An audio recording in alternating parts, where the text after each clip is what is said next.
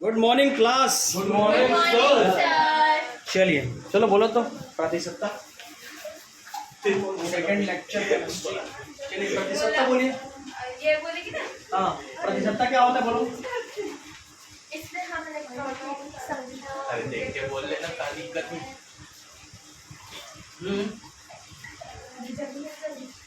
Sir मैं बोलूं molarity. चलिए molarity moles of solid into 100 upon volume in litre. Okay 1000 ग्राम या 1 किलोग्राम विलायक में विलय के मोल या ग्राम को विलायक में परिवर्तित होते हैं। चलो खुशबू विलय के विलय के तुल्यांकों के मान नॉर्मलता का। चलिए फॉर्मलता 1 लीटर विलय में 1 तो वो स्टार्ट हो गया है। मैं बताना चाह रहा हूँ, ज्योति बताई है ना।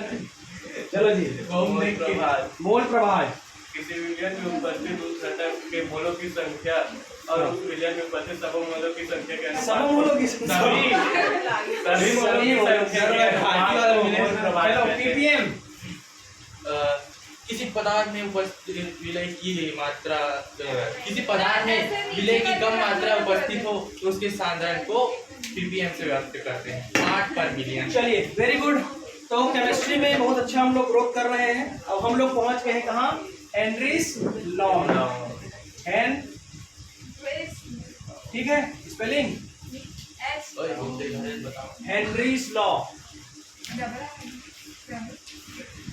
हेनरी का नियम।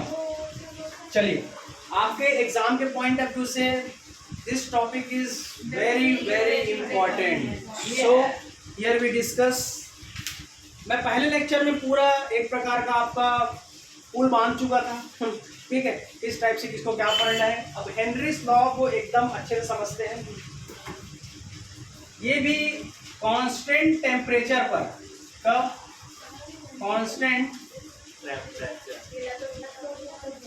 कांस्टेंट टेम्परेचर पर, है ना, यानी नियत ताप पर, नियत ताप पर, ठीक है, नियत ताप पर इसको देखेंगे हम लोग। तो हेनरी का नियम कब बना? 1803। कब बना? 1803। चलिए हेनरी का नियम इंपॉर्टेंट क्यों है? This is the part of gas plus liquid is equal to solution. Gas plus liquid is equal to solution. Correct. मैं आपको प्रीवियस लेक्चर में ये चीज क्लियर करा चुका था कि यदि कोई सॉल्युबिलिटी देख रहे हैं, किसी की विलेयता को देख रहे हैं, तो विलेयता को मैंने 3 प्रकार से बांटा था। जैसे हम सॉल्यूशन को भी देखे थे, विलेय प्लस क्या है? विलेय प्लस विलायक इज इक्वल टू विलियन। तो विलियन विलेय क्या होता है? सॉल्यूट क्या होता है हमारा? Solid, liquid, gas. एंड विलायक क्या होता है? ओनली लिक्विड वाला, यानी वाटर को हम लोग यूनिवर्सल लिए थे। तो यहाँ पर हम पहुंचे थे नंबर 3 में। तो किस प्रकार के गैस को कोई भी लिक्विड, है ना, लिक्विड में कोई भी नहीं, वाटर, ठीक है, क्या है? वाटर, यानी H2O के बारे में कहानी बता चुका था। O negative and H is positive. Correct है। इसके लैटिस एनर्जी, लैटिस पॉइंट और जालक ऊर्जा के बारे में मैं क्लियर करा चुका था। देखिए किस प्रकार का गैस इस टाइप में घुलेगा, तो हम जानते हैं ऑल टाइप, सभी प्रकार के गैस, ठीक है, सभी प्रकार के गैस पानी में क्या हो जाएंगे? घुल जाएंगे। ठीक। इसका बेसिक एग्जांपल हम लोग क्या क्या देखे थे? ये इसी का एग्जांपल है हेनरी का। क्या क्या देखे थे हम लोग? सबसे ऊपर में पर्वतारोही,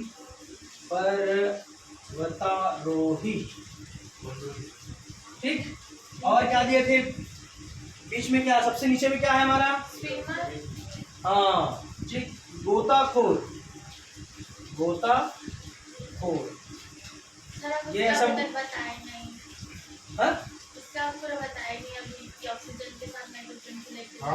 ऑक्सीजन के नाइट्रोजन किस क्लास के बाद बताएंगे, ठीक है। चलिए यहाँ पर क्या होता है O2 प्लस N2।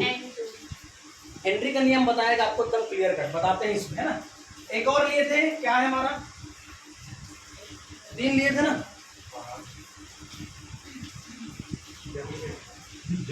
जमीन में लिए थे। जली विलियन में भी होता है, किसमें होता है, जली विलियन में, ठीक है। जली विलियन हो गया,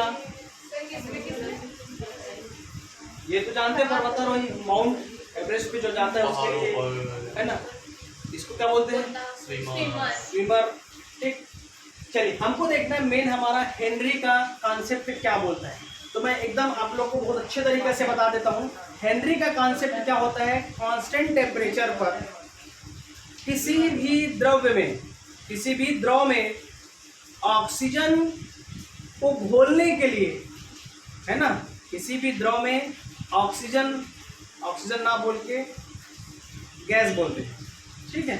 किसी भी द्रव में गैस को घोलने के लिए जो हम क्या देते हैं, प्रेशर लगाते हैं, इसी के बीच घूमता है क्या, हमारा हेनरी का नियम, ठीक है। चलिए कोई भी हमें क्या ले लिए, ये ले लिए हम लोग द्रव प्लस, और क्या लेंगे हम लोग, गैस, क्या लिए, गैस। इसको घोलोगे क्या बनना चाहिए हमारा, विलियन, क्या बनना चाहिए, विलियन सॉल्यूशन। तो किस पर डिपेंड करेगा ये,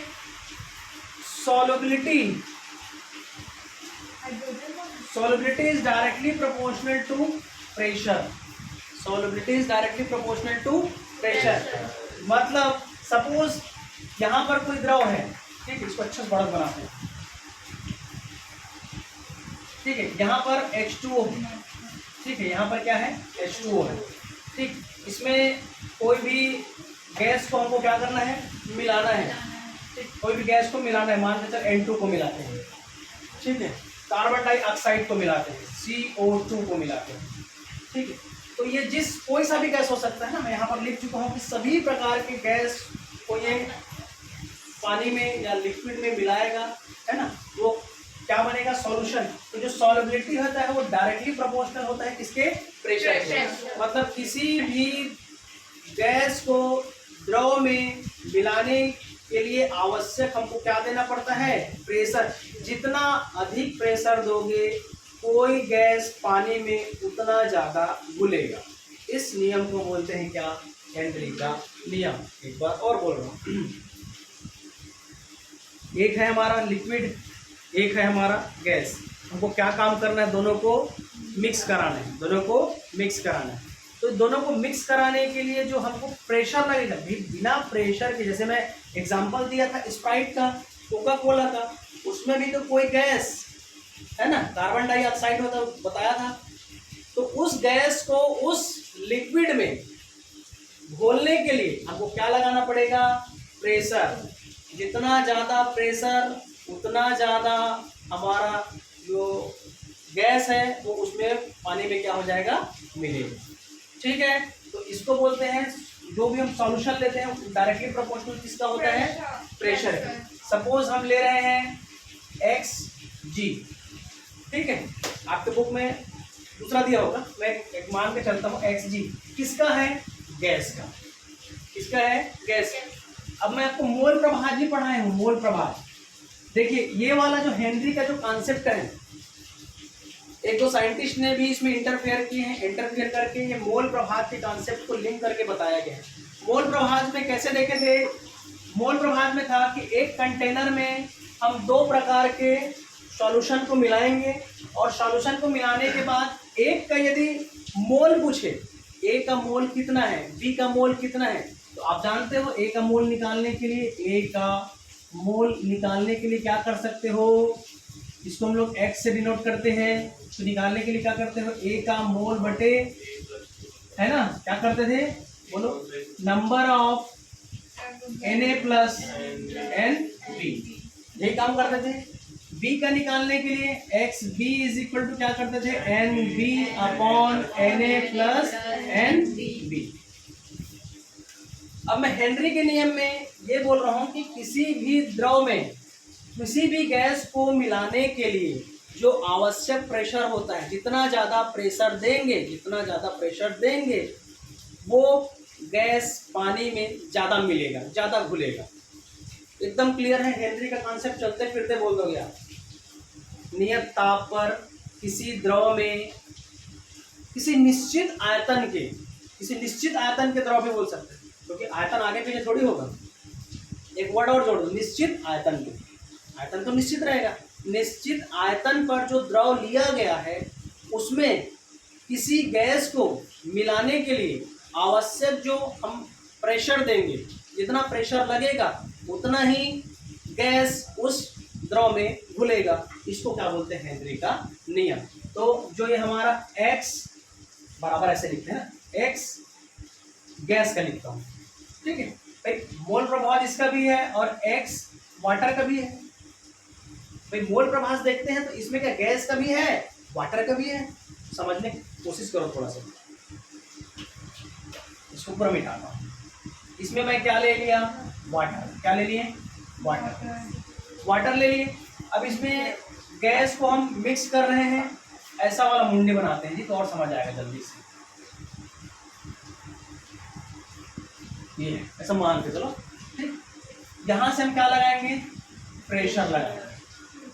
तो जितना ज़्यादा प्रेशर लगाएंगे गैस उस द्रव में उतना ज़्यादा घुलेगा।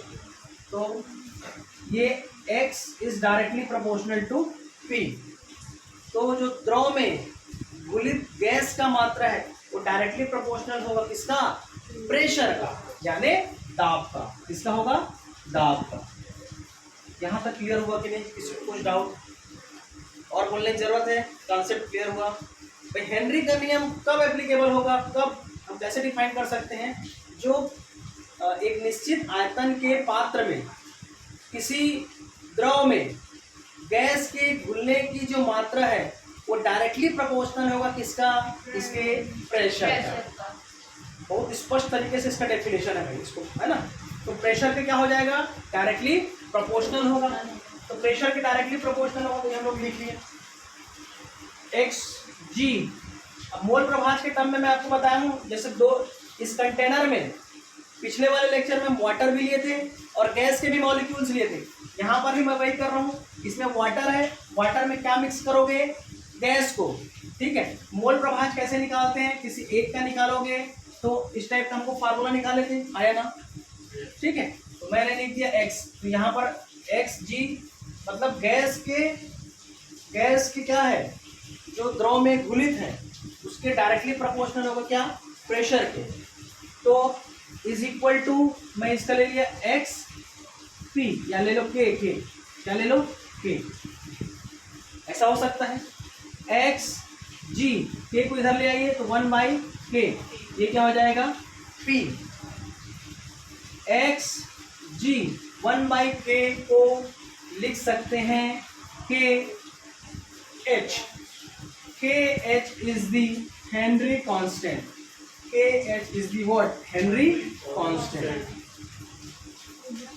kh is what? Henry constant, ठीक है। kh is what? Henry constant। Henry नियतांक,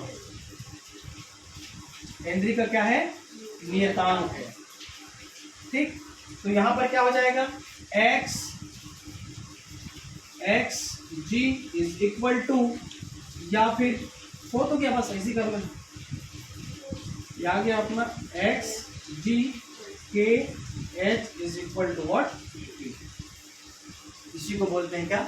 हेनरी का नियम। हेनरी के नियम में हम लोग एप्लीकेशन देख चुके हैं। पर्वतारोही जैसे जैसे ऊपर जाते हैं, हम हर एक बॉडी पे एक वायुमंडलीय दाब लगता है। क्या लगता है? वायुमंडलीय दाब। चाहे हमारे बॉडी के लिए हो, जैसे ऊपर जाते हैं वायुमंडल, क्या बताया था उसे बताऊं? ऑक्सीजन कम हो जाता है, वायुमंडल ऑक्सीजन लेवल क्या होता है? कम होते जाता है। क्यों? सर ऊपर जाते जाएंगे मतलब वैक्यूम होते जाएगा, दाब ज़्यादा। प्रेशर ज़्यादा क्रिएट होगा कि कम क्रिएट होगा? ज़्यादा क्रिएट होगा। वायुमंडलीय दाब क्या होता है? ज़्यादा होता है। जब हमारे अंदर प्रेशर क्या है? ज़्यादा लग रहा है तो उस कंडीशन में क्या होता है, हमको ऑक्सीजन की कमी महसूस होने लगती है। ठीक है, और गोताखोर में क्या होता है, नीचे से ऊपर आने के लिए धीरे धीरे सलाह दिया जाता है। क्यों? क्योंकि एकाएक ऑक्सीजन का रिएक्शन जो है, देखो एकदम एकाएक ऊपर आएगा तो प्रेशर क्या हो जाएगा, ज्यादा। ठीक है, प्रेशर ज्यादा होगा तो ऑक्सीजन क्या हो जाएगा, कम। और धीरे धीरे आएंगे तो क्लियर है यहाँ तक? किसी को कुछ डाउट? चलो हेनरी तक मैं रोक रहा हूँ आज के क्लास को। Thank you. Thank you sir.